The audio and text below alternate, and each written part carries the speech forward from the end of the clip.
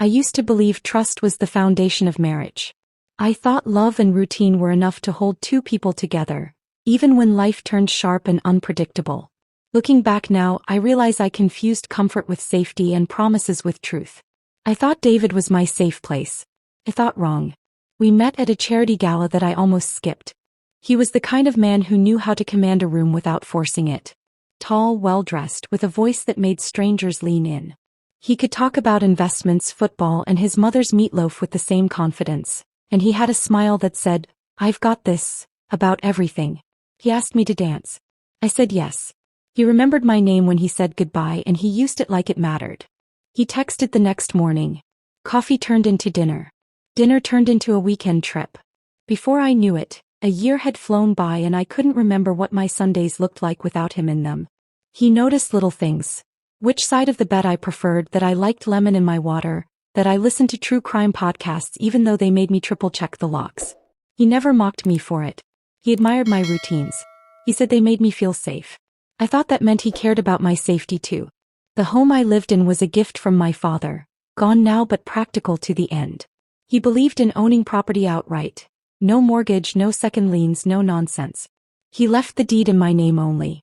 When David and I married, he said how grateful he was that we'd never worry about rent. He said it with a kind of reverence, like he knew what it meant to have somewhere solid to belong to. I had grown up with scarcity hanging around my childhood like a heavy coat.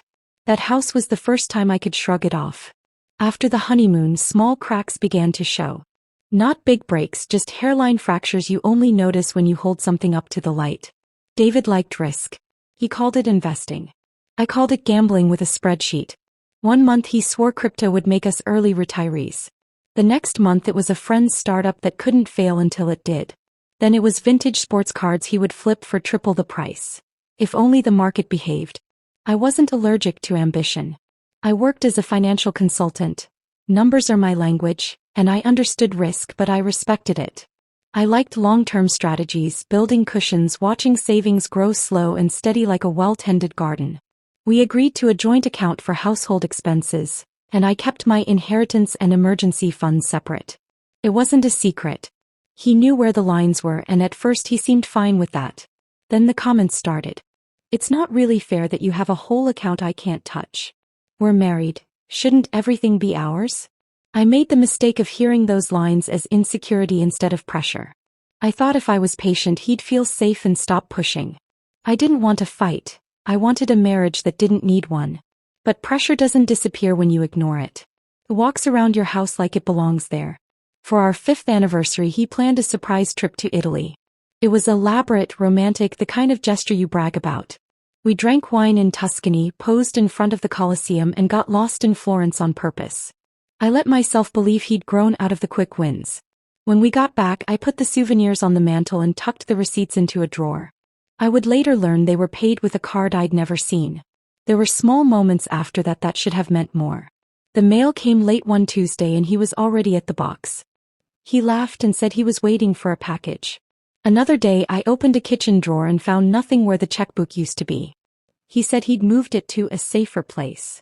He started using his phone in other rooms, saying a client needed a quiet minute. When I asked what client, he told me I wouldn't know them. He was probably right. But the way he said it slid under my skin and stayed there. I tried to be fair. I told myself we were different people with different styles. I told myself that's what makes a partnership balanced. Then one afternoon I checked the mail. Mixed in with the coupons and catalogs was a thick white envelope from a bank I didn't recognize. The bold print at the top said loan approval. For a second I thought it was junk. Then I saw my name.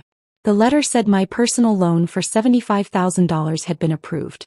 It listed a rate, a term, a first payment date that was 3 weeks away. I read it 3 times before my brain caught up with my eyes. Then I called the number on the letter and asked why they were sending it to me. The representative pulled up my application. She confirmed my name, my address, my social security number. She politely asked me to verify the last 4 digits. She said my signature was on file. She said the funds had been disbursed 2 weeks ago. She said there had already been activity on the account. I stood in my kitchen and stared at nothing while the phone pressed hot against my ear. My hands shook, but my voice went strangely calm. I asked where the funds had been sent. He gave me the account number. I didn't recognize it. When I asked who else was listed on the application, she said my husband was a co-beneficiary. I asked for a copy of the documents. She said she would email them immediately. Is there a problem? She asked. Yes, I said. There is. The email arrived as I was still holding the phone. I opened the PDF and scrolled. There was my name in neat black letters. There was a digital signature that looked like mine if you didn't know me. There were my details, right down to the emergency contact. My mother's number, the one I never listed on anything because I didn't want to worry her. I recognized the handwriting on the additional notes line. David's tidy, confident script. The kind of script that could talk you into anything. When he came home, I set the letter on the table and asked him what it was. He scanned it like he was reading a menu. Oh, he said as if he was remembering to pick up milk. Yeah. I needed it for an investment. It's going to pay off. You forged my signature, I said. We're married, he said like that was holy law. What's mine is yours, what's yours is mine. It'll be fine. My skin felt too tight. You took out a loan in my name and didn't tell me. I told you now. He shrugged. It's temporary. My voice was steady when I asked, where is the money now? He waved a hand. Working for us. I didn't shout. I didn't throw anything. I didn't even say the first words that came to mind, the ones that would have cut and bled and never healed right. I just looked at him, really looked at him, and saw something I had refused to name. Entitlement. Not the kind born from greed. The kind that believes access is permission. The kind that believes love is a blank check. Okay, I said finally. We'll handle it. He smiled like a storm had passed. I smiled too because sometimes a smile is the quietest weapon. The next morning I called a lawyer. I brought every document I had. The deed to the house in my name, our marriage certificate, our bank statements, the loan letter, the email with the forged signature. My lawyer listened with a kind of careful stillness. Then he told me what I needed to know. Because the house had always been mine alone, David had no legal claim. I could sell without his consent. The loan was fraud. Reporting it could open a criminal case. There were options. He asked what I wanted. I wanted peace. I wanted my name back. I wanted to never again explain the difference between partnership and theft. I wanted him to learn the cost of treating me like an account to draw from. We built a plan. Quiet. Clean. Final. I opened a new account at a different bank and moved my emergency fund. I called a real estate agent I trusted and told her I needed discretion. He understood. We listed the house privately. We staged it while David was at work. When he texted that he was running late, I packed another box. When he said a meeting might go long, I moved a suitcase to a friend's spare room. I told no one else. Secrets are heavy in most homes.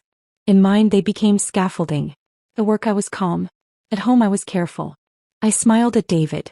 I asked about his day. I nodded when he assured me the investment was about to turn around and we would be laughing about this soon. He liked to talk about the future. I let him. My future was already scheduled on a calendar he didn't know existed. There were close calls. One afternoon he came home early and found glossy flyers on the kitchen counter. I said the agent had left them for a neighbor thinking they might be interested. He rolled his eyes and said real estate people were vultures. Another time he asked why a box of books was missing from the shelf. I told him I'd donated them. He didn't remember which books they were. He never did. While the house showed in the afternoons, I met with the bank in the mornings. I reported the fraud. I provided the documents. I wrote a statement. I signed forms. It was exhausting, the kind of exhaustion that sits behind your eyes. But something happened in those meetings. My voice got stronger each time I said, I did not authorize this. Saying the truth out loud is a muscle. It gets stronger when you use it. A buyer came quickly. A couple expecting twins who wanted a yard and a quiet street. They loved the kitchen. They loved the sunlight in the living room. They loved the tree in the backyard that had grown taller each year my father wasn't there to see it. I signed the offer while David was on a call in the next room laughing about a deal that didn't exist. We set a closing date 3 weeks out. The agent worked around my hours. I arranged for movers to come the morning after closing. I took pictures off the walls and left the hooks. I packed frames wrapped in sweaters and taped the boxes while a casserole baked in the oven for a dinner I would pretend to eat. When you are leaving, you learn to act like you're staying. It is a strange kind of performance and it requires stillness. I found I was good at it. The week before closing, The bank confirmed the fraud investigation was moving forward. They had flagged transactions tied to an account in David's name.